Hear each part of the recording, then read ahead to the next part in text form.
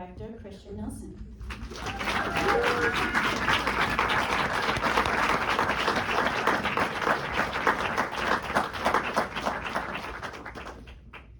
Hello, thank you for coming.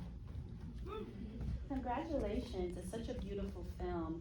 I wanted to just start with an easy question. What was the origin for this story? In the opening title card, you were very open about that this is a fictionalized story. Yeah, I mean, a piece of that is, like, and I would say the I'm sorry at the end of this is similar to this. Like, there's a bit of a, I want to complicate what you're about to watch for the audience, and so it feels like it's not exactly, no one's really sure what is true, what isn't true, and that even expands to the wider film, the greater film too. Everything feels like maybe there is some level of truth. And I was just yesterday even talking to Finn Wittrock, who plays Tom, and he still has no clue what is truth, what isn't truth, or if there is any. But yeah, I mean, the earliest ideas of this, like I grew up outside of WestHampton, and whenever I tell it to people, there's always this reaction because they think they know what it's like to be out there, but in reality, living out there is nothing like vacationing out there. And so I wanted to tell a story that really played on that juxtaposition between reality versus expectation. And a really good friend of mine did pass away in a car accident when we were in high school. And as I've gotten older, and I have a older, wiser perspective on a lot of that, I would sometimes wonder, like, what if I had been responsible for that? Like, how do you live with yourself? How do you engage with the other friends that you had, and how do you ask for forgiveness from somebody that maybe can't even grant that forgiveness? And so, in telling this story, I really wanted to play with that idea of an untrustworthy narrator, and and even like calling it WestHampton. Like, yes, that is where I'm from, but we all have this relationship to our hometown that what once is familial suddenly feels strange. And by calling it WestHampton, I think we know in our heads what we think the Hamptons looks like, mm-hmm. And that's never how we show it. Like, even like it takes place in the fall. When you see the Hamptons, it's always in the summer. Mm-hmm. And so really playing with that idea of what is expected to be true and maybe what is actually the truth. So you previously mentioned that when you speak with Finn about the character, he still has some apprehensions about what's true and what's not true. Can you talk a little bit about the discussions you had once you read the script and about the character and how you worked together to develop it? Yeah, I mean, this is a very low budget film, so we don't have the freedom of rehearsals in a lot of ways that a bigger production would. Our first day working together was the first day on set, which was the college Q&A that you see.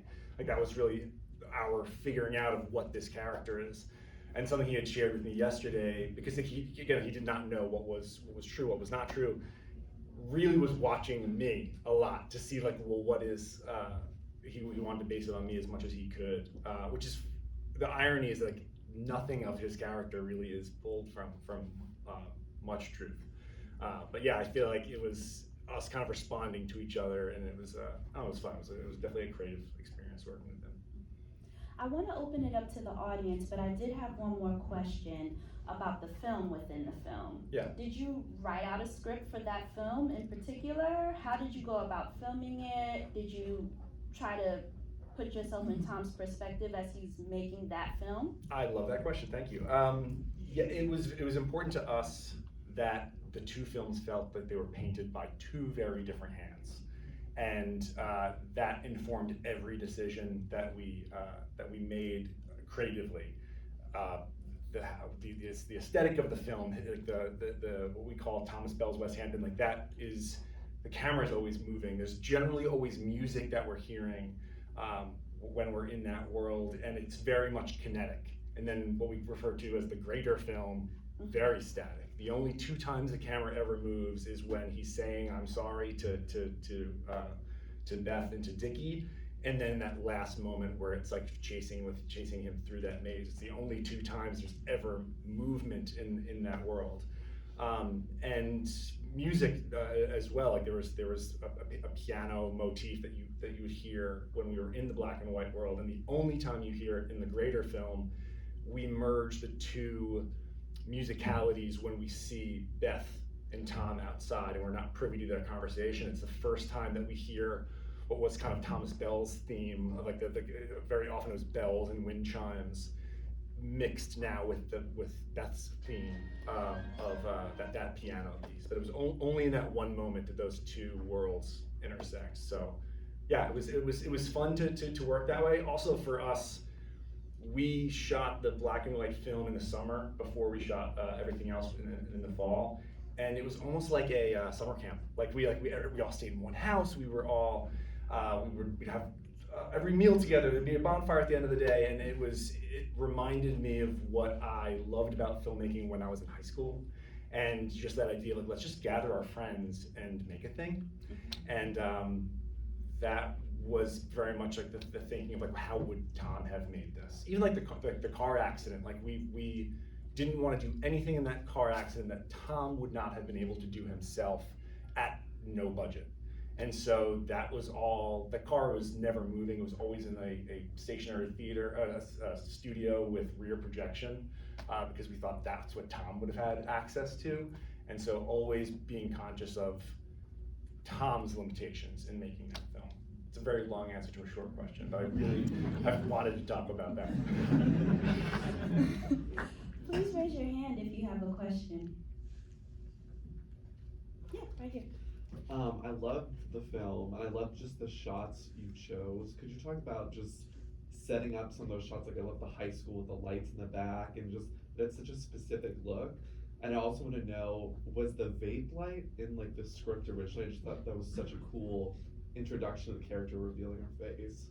Yeah. What's interesting about the high school shot that you call out, that's the last thing we shot. We finished the film, and a year later, we went back and we got that shot of the high school because it did what we had shot previously. I didn't think had fit what we were building towards. But yeah, beyond that, I couldn't say I had the foresight of that one particular shot because we had to go back and get it. But yeah, we always knew we wanted to have really wide shots for almost a voyeuristic reason, thinking about going back to your hometown and feeling like a stranger in it. There was something interesting to us to find a balance of whenever we saw Tom, there was almost a voyeuristic aspect of it by being very, very far away from him. So we felt like we weren't him, we were watching him. And yeah, the balance of when choosing when we are close to him, when we're far away. I mean, my favorite moment with that balance is where he hits the window when he tries to punch the window and it doesn't work. If we were close with him, we might feel his pain, but because we're so far away and it's almost muted, we're laughing at him in that moment. And then the question about the vape, that was something that was always in the script. That was something that I wanted to make sure there was a level of mystery with Avery, because also we didn't want to show our hand and reveal who this person is. We wanted to almost be able to explain why Tom's not able to gather all the information necessary in that moment. But visually, that was something that was always exciting to us. And also at the indie level that this is, having a customized vape with a controllable light like that is not the easiest thing to maneuver, but I'm happy with how it all worked out. What is the source of your information about the paralyzed woman, young girl woman? Yeah, I appreciate that question. So Roxanne Skibergen, who I believe was here at some point, we cast Roxanne a round of applause for Roxanne. Are you here, Roxanne? Raise your hand if you're here. Oh, she's not gonna raise her hand. She's not here, don't worry about it. We cast her very, very early on in this process. We tried to make this film initially back in 2018. And she was integral in those conversations and making sure that our perspective matched her own as much as we could. But it was also important to us in the storytelling of this. I think very often characters that are living with disabilities we're always focusing on the thing that happened to them. It's always the story of the event. And I was interested in showing other ideas around what is disability. I would say Tom like Tom's emotional disability like is so much greater than anything else that anybody else is carrying. And I think for both Beth's character and Fitz's character, they're fine. They're good. Like as far as like being emotionally realized, they're what every other character should be aiming for. And so making sure that we could be able to merge that thinking with Roxanne's experience was really important to us, because we didn't want to be putting something on that was not authentic.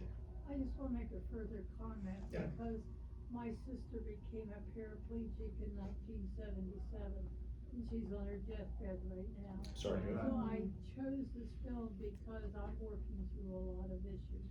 And I actually found myself very confused by the different emotions in this film. And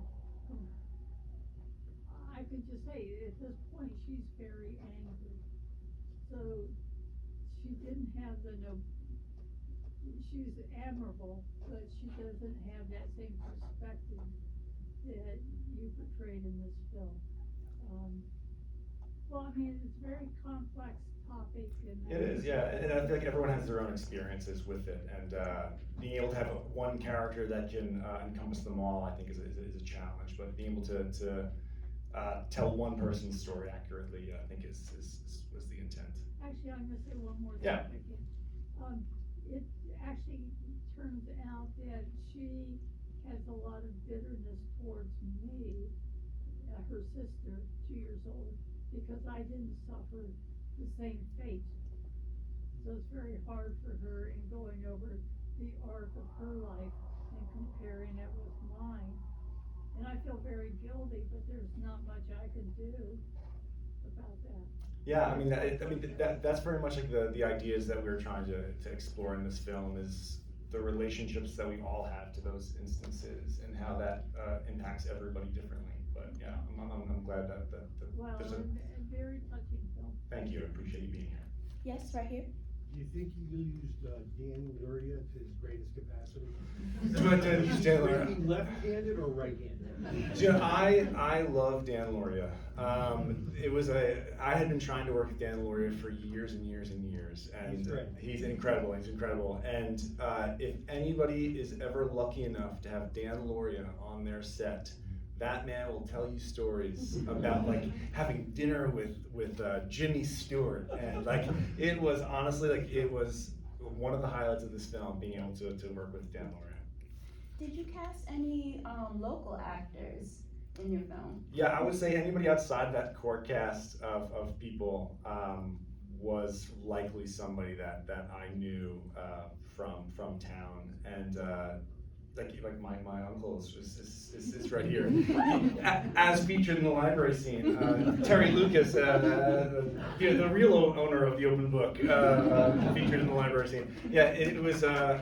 I feel like we had to call in every single favor we had ever had, or maybe not even had, to get this to be made. Can you talk a little bit about the restrictions you had on production, because working with this budget and like an independent film? Yeah, I mean, it forces you to have to be creative. Like a parade is hard when you have money. It's much harder when you don't have much money. We had an incredible support system in the community, like the village of WestHampton Beach really was incredibly supportive. Like we didn't have to pay for a single permit. I didn't have to pay for that fire truck. The police vehicles, like it really was, the community supported in a way that I never had imagined that they could have, and it really was. I know we all say like it takes a village to do this. Like this quite literally took a village for us to be able to make this film. Yeah, it was. If not for that support, that none of this would have been able to be put together. Thank you. I want to give you the opportunity to have some last remarks, because I'm told we have to wrap. So I just wanted to remind you this is eligible for the Audience Award, so if you could please scan the QR code and vote. And once again, Christian, any final thoughts on the film? And what's next? Yeah. First of all, I'd just say let's say thank you to everyone for being here. Small films like this are only successful because of word of mouth and because of attendance like this. If you are so inclined, we would love a vote. If you are someone that uses Letterboxd or IMDb, those reviews go a lot further for a small film like us than for bigger ones. So yeah, so thank you very much for being here. And as far as what is next, there's a few things that are in the works, but at the moment, really just focusing on this and celebrating this one. Congratulations.